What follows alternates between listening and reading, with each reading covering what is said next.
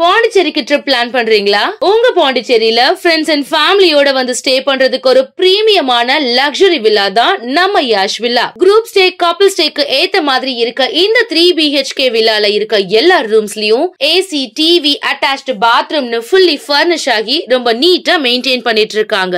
தேவைப்பட்டா சமைச்சுக்க கிச்சன்ல எல்லா யூட்டன்சில்ஸும் இருக்கு. அது மட்டும் இல்லங்க, ஆர்டர் பண்ணா home made food, car and bike ரெண்ட்ஸ்க்கு கூட ரெடி பண்ணி கொடுக்கறாங்க.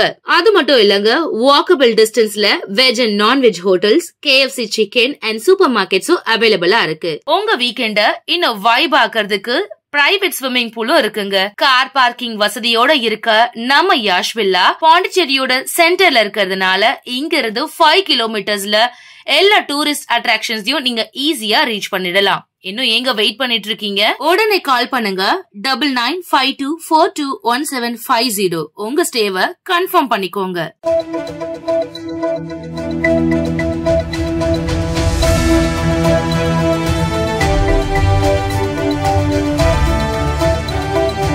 வணக்கம். சக்தி சேனலின் புதுவையின் இன்றைய நிகழ்வுகள். மின் கட்டண உயர்வை திரும்ப பெற வலியுறுத்தி இந்தியா கூட்டணி கட்சியினர் ஊர்வலமாக சென்று தலைமை செயலகத்தை முற்றுகையிட்டு போராட்டத்தில் ஈடுபட்டனர். புதுச்சேரியில் மின் கட்டண உயர்வை கண்டித்து இந்தியா கூட்டணி கட்சியினர் தலைமை செயலகத்தை முற்றுகையிடும் போராட்டத்தில் ஈடுபட்டனர். முன்னதாக ஜென்மராகினி மாதா கோவில் அருகே சட்டமன்ற எதிர்க்கட்சி தலைவர் சிவா, காங்கிரஸ் கட்சி தலைவர் வைத்திலிங்கம், இந்திய கம்யூனிஸ்ட் கட்சி செயலாளர் சலீம், மார்க்சிஸ்ட் கம்யூனிஸ்ட் கட்சி செயலாளர் ராமச்சந்திரன், விடுதலை சிறுத்தைகள் முதன்மை செயலாளர் தேவபொழிலன் தலைமையில் இந்தியா கூட்டணி கட்சியினர் அங்கிருந்து ஊர்வலமாக புறப்பட்டு மிஷன் வீதி, அம்பலத்தலையார் மடம் வீதி வழியாக 500க்கும் மேற்பட்டோர் பேரணியாக தலைமை செயலகத்தை முற்றுகையிட சென்றனர். அவர்களை போலீசார் பேரிகார்டுகள் மூலம் தடுப்புகள் அமைத்து தடுத்து நிறுத்தினர். அங்கு மின் கட்டணத்தை உயர்த்திய புதுச்சேரி அரசையும் மின்துறை அமைச்சகத்தையும் கண்டித்து கோஷமிட்டனர். இதனால் அப்பகுதியில் சிறிது நேரம் பரபரப்பு ஏற்பட்டது. புதுச்சேரியில் இணைய வழி மூலம் 2 பேர் மோசடி கும்பலிடம் ரூபாய் 2,57,000 இழந்துள்ளனர். அரியாங்குப்பத்தை சேர்ந்தவரை டெலிகிராம் மூலம் தொடர்பு கொண்ட மர்ம நபர் ஆன்லைனில் பகுதி நேர வேலையாக வீட்டில் இருந்தபடி வர்த்தகத்தில் முதலீடு செய்து அதிக பணம் சம்பாதிக்கலாம் என கூறியுள்ளார். இதனை நம்பி மர்ம நபர் தெரிவித்த ஆன்லைன் வர்த்தகத்தில் பல்வேறு தவணைகளாக ரூபாய் 2 லட்சம் முதலீடு செய்துள்ளார். பின் அதன் மூலம் வந்த லாப பணத்தை எடுக்க முயன்றபோது முடியவில்லை. இதேபோல் லாஸ்பேட்டையை சேர்ந்த பெண் 57,612 என 2 பேர் மோசடி கும்பலிடம் 2,57,612 ரூபாயை இழந்துள்ளனர். இதுகுறித்து சைபர் கிரைம் போலீசார் வழக்கு பதிந்து விசாரித்து வருகின்றனர். காரைக்காலில் விடுபட்டுள்ள கட்டுமான தொழிலாளர்களுக்கு தீபாவளி பண்டிகை கால உதவித்தொகையை வழங்க வேண்டும் உள்ளிட்ட பல்வேறு கோரிக்கைகளை வலியுறுத்தி அகில இந்திய யுனைடெட் ட்ரேட் யூனியன் சென்டர் சார்பில் 50க்கும் மேற்பட்டோர் கண்டன ஆர்ப்பாட்டத்தில் ஈடுபட்டனர். புதுச்சேரி மாநிலம் காரைக்கால் மாவட்டத்தில் உள்ள கட்டுமான தொழிலாளர்களுக்கு விடுபட்டுள்ள நபர்களுக்கு தீபாவளி பண்டிகை கால உதவித்தொகையை உடனடியாக வழங்க வேண்டும். தொழிலாளர்களுக்கு உதவித்தொகை வழங்குவதில் அலட்சியப்படுத்தும் புதுச்சேரி தொழிலாளர் துறை அதிகாரிகள் மீது நடவடிக்கை எடுக்க வலியுறுத்தியும் அகில இந்திய யுனைடெட் ட்ரேட் யூனியன் சென்டர் சார்பில் 50க்கும் மேற்பட்ட கட்டுமான தொழிலாளர்கள் காரைக்காலில் உள்ள தொழிலாளர் துறை அலுவலகம் முன்பு கண்டன ஆர்ப்பாட்டத்தில் ஈடுபட்டனர். அப்பொழுது கட்டுமான தொழிலாளர்களுக்கு விடுபட்டுள்ள நபர்களுக்கு தீபாவளி பண்டிகை கால உதவித்தொகையை உடனடியாக வழங்க நடவடிக்கை எடுக்க வலியுறுத்தி கண்டன கோஷங்கள் எழுப்பி ஆர்ப்பாட்டத்தில் ஈடுபட்டனர்.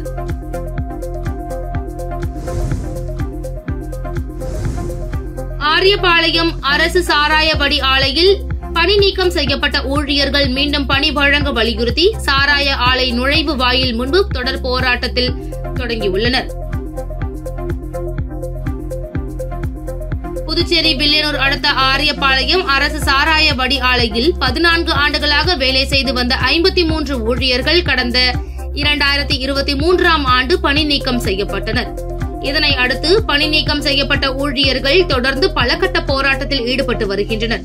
இதனிடையே கடந்த 2017ஆம் ஆண்டு பாதிக்கப்பட்ட ஊழியர்கள் நீதிமன்றத்தில் வழக்கு தொடர்ந்தனர். மீண்டும் வேலை வழங்குவதற்கான சாத்தியக்கூறுகள் இருந்தால் பணி நீக்கம் செய்யப்பட்ட 53 ஊழியர்களையும் மீண்டும் பணியில் அமர்த்தலாம் என நீதிமன்றம் உத்தரவு பிறப்பித்தது.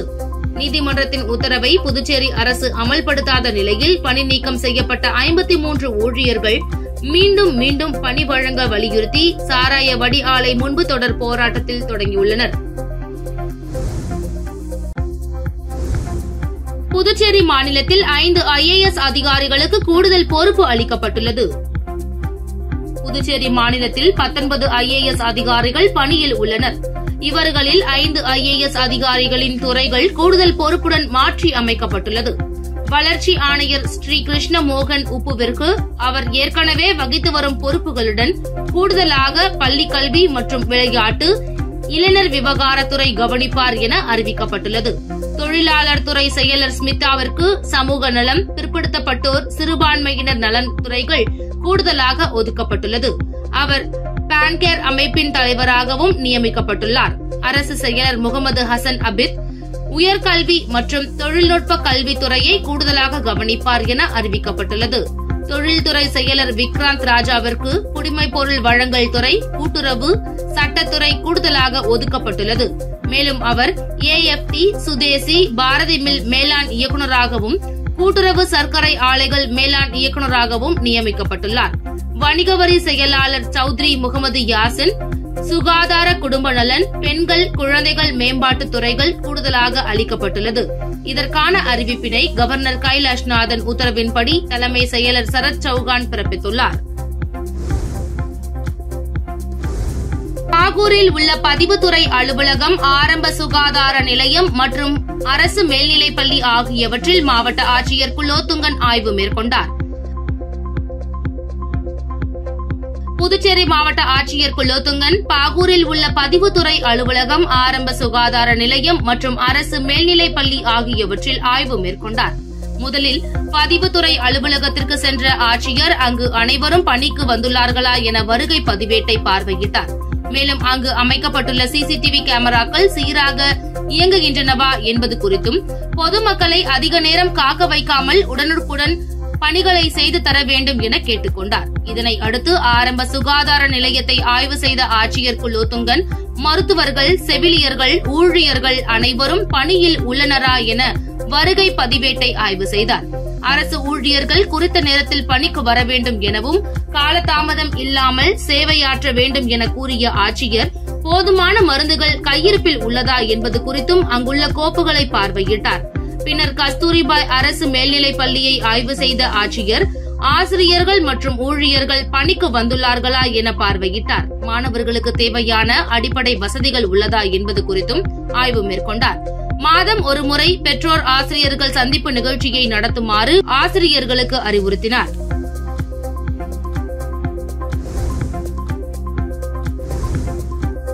புதுச்சேரியில் வாக்காளர் பட்டியல் தீவிர சிறப்பு திருத்த பணிகள் தொடங்கிய நிலையில் வாக்காளர்களுக்கு தேர்தல் துறை அதிகாரிகள் வாக்காளர் பட்டியல் திருத்த பணி விண்ணப்ப படிவங்களை வழங்கி வருகின்றனர். இந்திய தேர்தல் ஆணையத்தின் அறிவுறுத்தலின்படி இன்று முதல் டிசம்பர் 4ஆம் தேதி வரை வாக்காளர் பட்டியல் தீவிர சிறப்பு திருத்த பணி நடைபெற உள்ளது. இந்நிலையில் புதுச்சேரியில் இன்று காலை முதல் தீவிர சிறப்பு வாக்காளர் திருத்த பணி தொடங்கியது. இதில் காரைக்கால் மாவட்ட ஆட்சியர் குலோத்துங்கன் தலைமையில் தேர்தல் துறை சார்பில் வாக்குச்சாவடி நிலை அலுவலர்கள் வீடு வீடாக சென்று கணக்கெடுப்பு, தீவிர சிறப்பு வாக்காளர் திருத்தப்பணி விண்ணப்ப படிவங்களை வாக்காளர்களுக்கு வழங்கி வருகின்றனர்.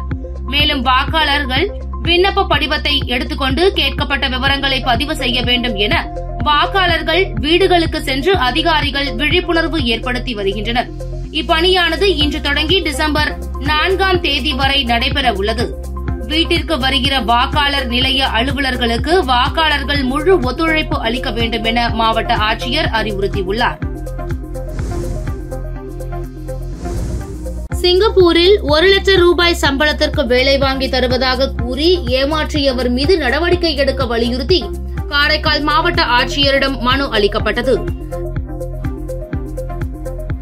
காரைக்கால் மாவட்டம் நெடுங்காடு நரிக்கரம்பை பகுதியை சேர்ந்தவர் விமல். புதுக்கோட்டை மாவட்டம் மணல்மேல்குடி பகுதியில் தனியார் டிராவல்ஸ் நிறுவனம் நடத்தி வந்த முகமது அலி என்பவரிடம் வெளிநாடு செல்ல அணுகிய நிலையில் முகமது அலி என்பவர் தங்களுக்கு மாதம் 1 லட்சம் சம்பளத்தில் நல்ல வேலை இருப்பதாகவும் தற்போது அந்த பணிக்கு ஆட்கள் தேவைப்படுவதாகவும் தெரிவித்துள்ளார். இதனை நம்பி விமல் ரூபாய் 5,80,000 பணம் கட்டிய நிலையில் அவருக்கு பயிற்சியும் வழங்கப்பட்டுள்ளது.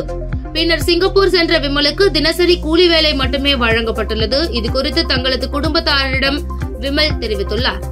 அவரது குடும்பத்தினர் இதுகுறித்து புதுக்கோட்டை மாவட்ட காவல்துறை கண்காணிப்பாளரிடம் டிராவல்ஸ் உரிமையாளர் முகமது அலி மீது நடவடிக்கை எடுக்க கோரிய நிலையில் போலீசார் முகமது அலிக்கு சாதகமாக செயல்பட்டதாக கூறப்படுகிறது. இந்நிலையில் முகமது அலி மீதும் அவரை காப்பாற்ற முயன்றவரும் டிஐஜி வருண்குமார் மீதும் நடவடிக்கை எடுக்க வேண்டும் என பாதிக்கப்பட்டவர்கள் கோரிக்கை விடுத்துள்ளனர். இந்நிலையில் பாதிப்புக்கு உள்ளான விமல் காரைக்கால் பகுதியை சேர்ந்தவர் என்பதால் இந்த பிரச்சினை குறித்து மாவட்ட ஆட்சியரிடம் புகார் அளிக்கப்பட்டுள்ளது.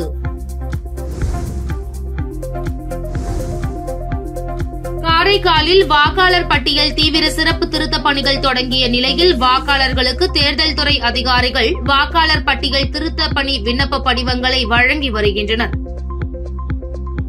காரைக்கால் மாவட்டத்தில் இந்திய தேர்தல் ஆணையத்தின் அறிவுறுத்தலின்படி இன்று முதல் டிசம்பர் 4ஆம் தேதி வரை வாக்காளர் பட்டியல் தீவிர சிறப்பு திருத்த பணி நடைபெற உள்ளது. இந்நிலையில் காரைக்காலில் இன்று காலை முதல் தீவிர சிறப்பு வாக்காளர் திருத்தப்பணி பட்டியல் தொடங்கியது.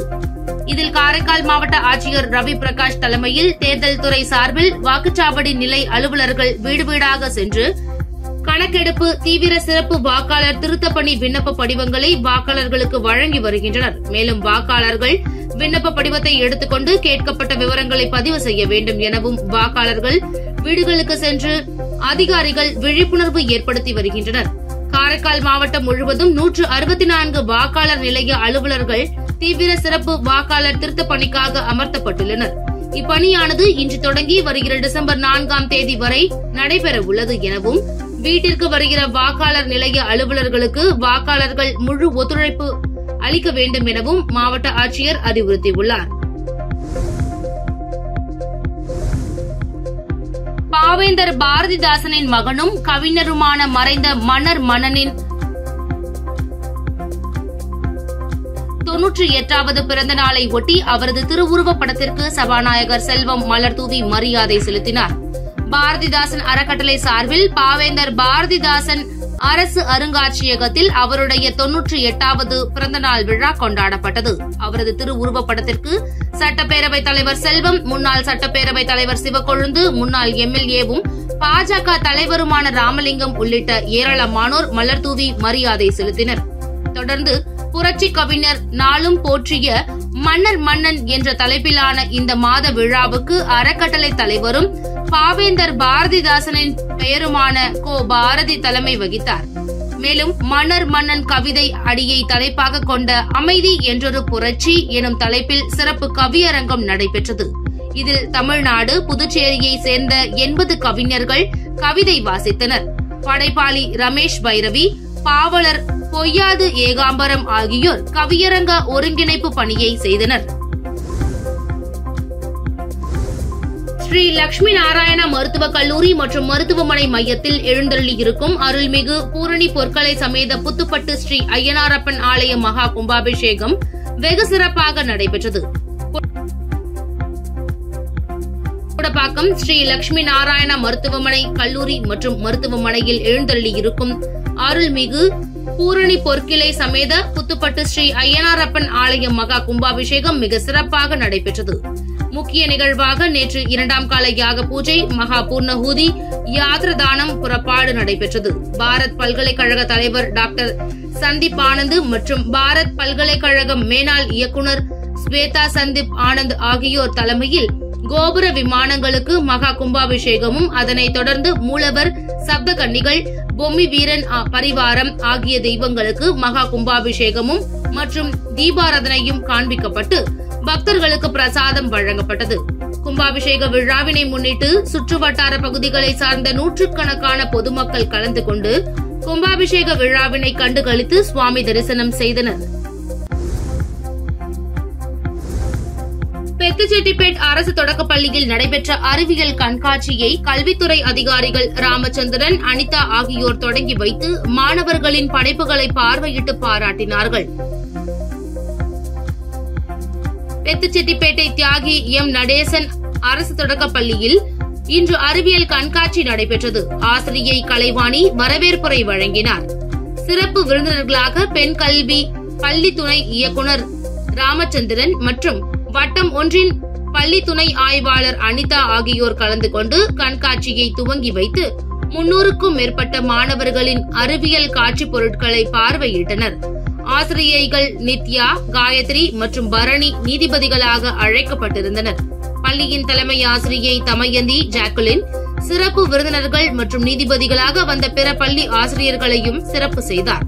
கண்காட்சியில் மழைநீர் சேகரிப்பு, தானியங்கி சொட்டு நீர் பாசனம், வானிலை மாற்றம், சூரிய மின்சாரம் மூலம் இயங்கும் அடுப்பு, தெருவிளக்கு, கணிதம் சார்ந்த காட்சி பொருட்களும் இடம்பெற்றன. மேலும் பெற்றோர்கள் சார்பாக அறிவியல் சார்ந்த ரங்கோலிகள் போடப்பட்டன. கண்காட்சியை மற்ற பள்ளி மாணவர்கள், ஆசிரியர்கள், பள்ளி மேலாண்மை குழு உறுப்பினர்கள், பொதுமக்கள் மற்றும் பெற்றோர்கள் பார்வையிட்டனர். கண்காட்சிக்கான ஏற்பாடுகளை பள்ளியின் ஆசிரியர்கள் மற்றும் ஊழியர்கள் செய்திருந்தனர். புதுவை ஜிப்மர் மருத்துவமனையில் வெளிப்புற நோயாளிகள் சிகிச்சை பிரிவு நாளை இயங்காது என அறிவிக்கப்பட்டுள்ளது.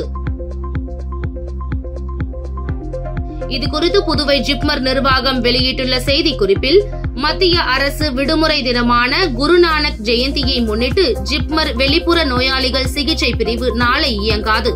அன்றைய தினம் வெளிப்புற சிகிச்சைக்கு நோயாளிகள் வருவதை தவிர்க்குமாறு கேட்டுக் கொள்ளப்படுகிறார்கள். அவசர பிரிவு சேவைகள் அனைத்தும் வழக்கம் போல் இயங்கும் எனவும் அதில் குறிப்பிடப்பட்டுள்ளது. புதுச்சேரியில் உள்ள ஆக்கிரமிப்புகள் வரும் 6ஆம் தேதி முதல் அகற்றப்படும் என மாவட்ட ஆட்சியர் குலோத்துங்கன் அறிவித்துள்ளார்.